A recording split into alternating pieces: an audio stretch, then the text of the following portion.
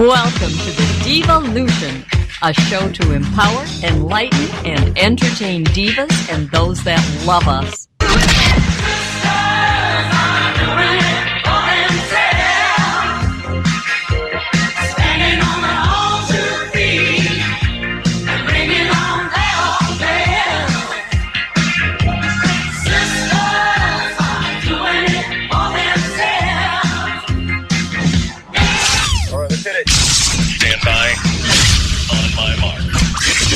And here's your host, Deb St.Hilaire. Hi. Hope everybody's doing good. The divas are going to refill their wine glasses. Stop. The Divalution show will be right back. I hate when I do that. I forgot to put it on manual. I'm new here. Hey, welcome to the Divalution show. I hope that everybody is having a cozy evening because it is cold out, isn't it? It is very cold out there. It is. So here we are in the studio, and I have a guest that I am really happy she came back. Well, it's not that I didn't think she would, but I'm really happy that she's back. Welcome, Nicole Royer. Thank you so much for having me again. My pleasure. I love when you come see us. You need to hang around with us more, really. Oh, I will. Good.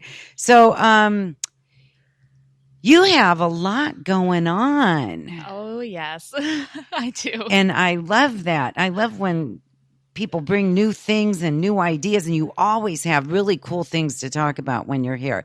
So tonight we're going to talk about how marketing has changed and some new ideas to do in 2017.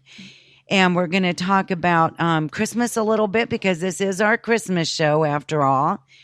And it'll be fun. Cheers. Yes. Hip, hip. Okay, so why don't you tell us a little bit about yourself first, and then we'll segue right into what's new in marketing and women in the marketplace and all that kind of good stuff. Sounds good. Good. All right. I'm Nicole Royer, and I am the owner of Startup with Nicole, which is a business and marketing consulting company that helps businesses at all stages, from startup to growing companies to really, really big corporations. And I've been doing this for about 14 years now, and it's just a lot of fun for me. So I do, I work with every kind of industry. I don't like to do the same thing twice. So I'm constantly looking for that new challenge or that different angle to do, with business. Cool. So, and that keeps it fresh for you as well, doesn't it? Definitely. I like to be kept on my toes. I was just going to say it keeps you on your toes. Yeah. That's good. So what has been one of your most non-conforming so far? Oh, goodness. Okay. Well, actually, right now I'm working with a really interesting company. So one thing that I've learned recently is that a lot of foreign countries import from the U.S. A lot of our stores and things, they don't get locally.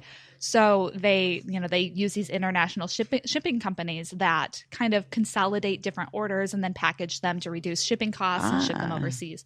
So one of the really crazy marketing things that I've learned recently is that when you advertise online to the Middle East and that area of the world, your campaigns are 6 times better. So I'm really jealous of my clients right now because we're pitching to we're advertising to Saudi Arabia and the United Arab Emirates, and my campaigns for that company, I graphed them against my own.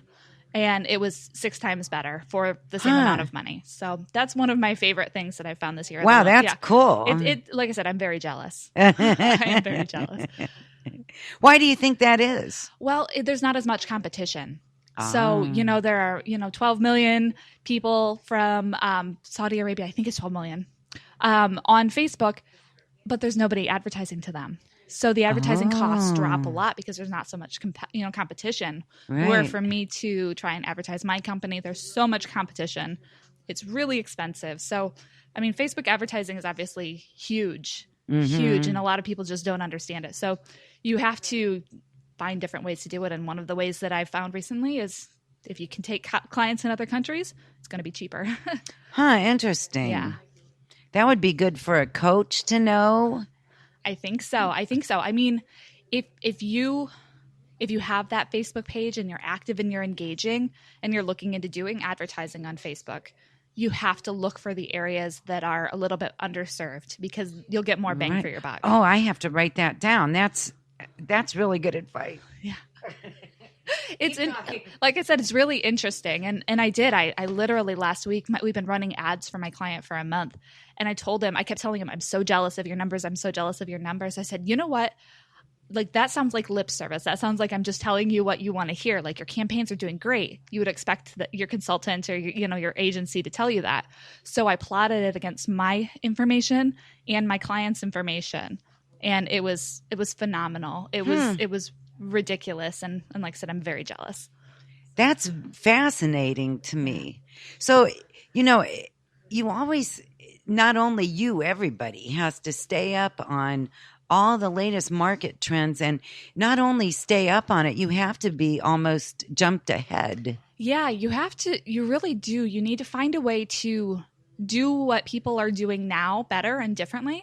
And one of the biggest trends that I see coming in 2017 is the return to better traditional marketing. So everything's been going digital. Everything's been pushed out digital since about 2004. But I really am starting to see this shift where people are trying to communicate with people, especially local marketing. A lot of businesses that have been, that are targeting local markets, they're not going to be doing it online as much. They're going to be doing more of the traditional marketing. You're going to see more postcards. You're going to see more flyers and brochures because there's this disconnect with communication and building that relationship. So that and that's online, what it's all about, isn't it? Yeah. So that online relationship that people have been building is now starting to translate to where they want more local contact. So I think that's where we're going to see more traditional things happening. Isn't it funny how things go full circle? But, I know when I was in real estate, that was one of the things that we really focused on. And I took all those classes, I took trainers. And one of the things that one of them said to me was,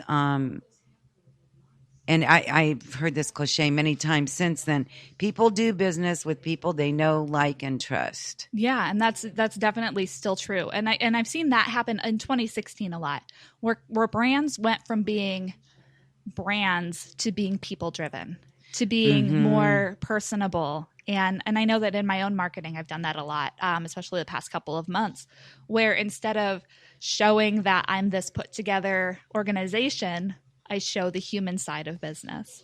I show this is where I kept making mistakes and this is what I learned from it.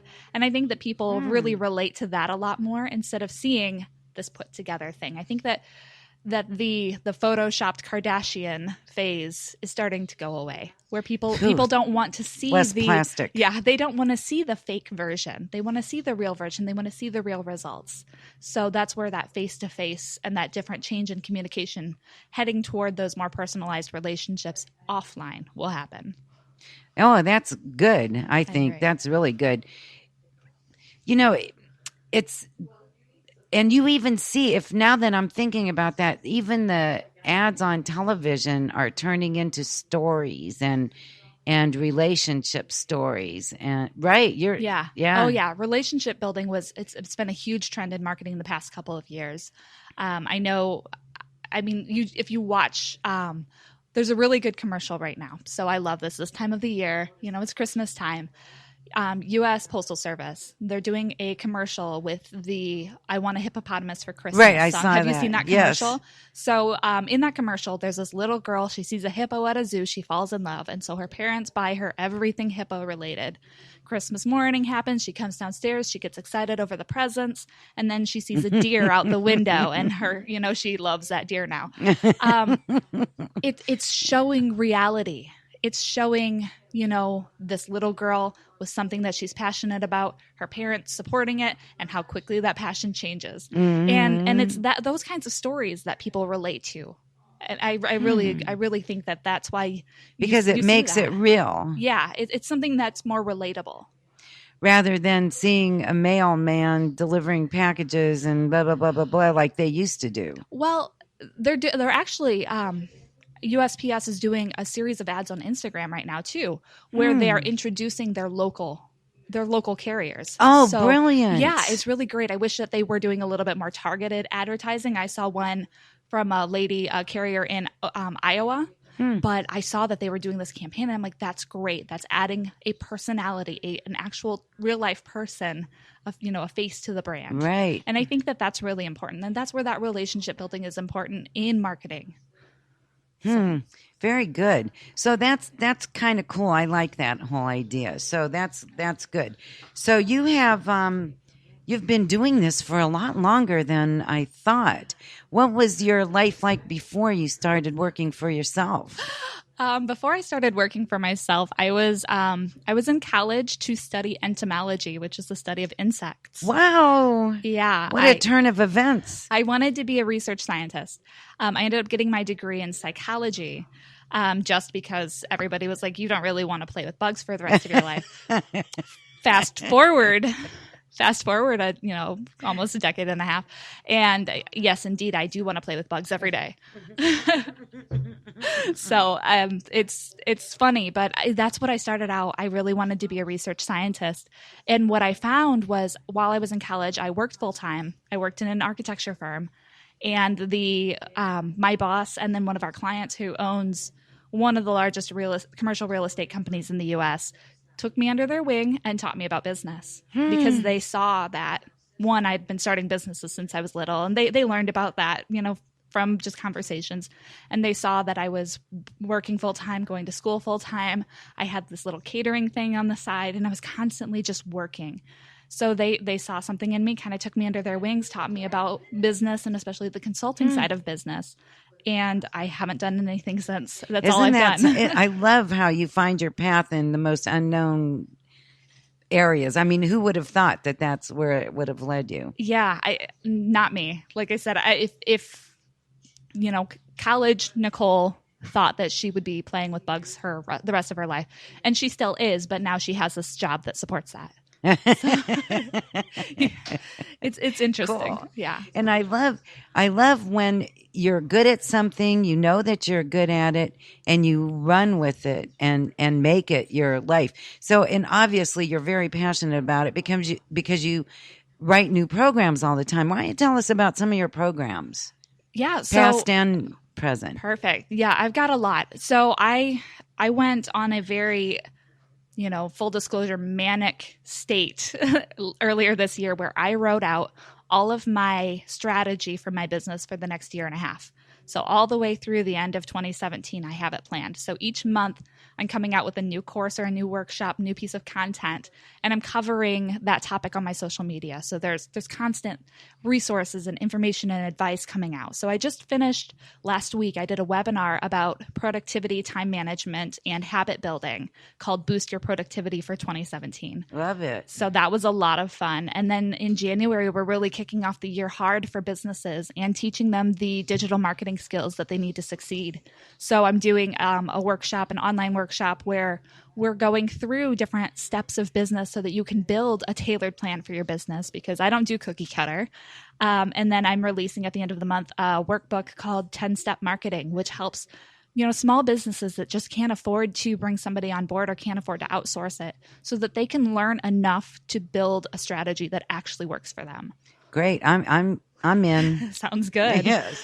Cool. And it's hard. I know entrepreneurs and especially solopreneurs, we get tunnel vision, and it's hard to bounce out of that. And it's good to have people you say, like, this is what I'm doing. And they say, well, have you tried this? I love that. Yeah. And one of the things that I really covered a lot on the webinar last week for productivity and time management was you don't actually have to do everything to be successful in business. You need to learn your strengths and you need to play to that, and you need to delegate the rest.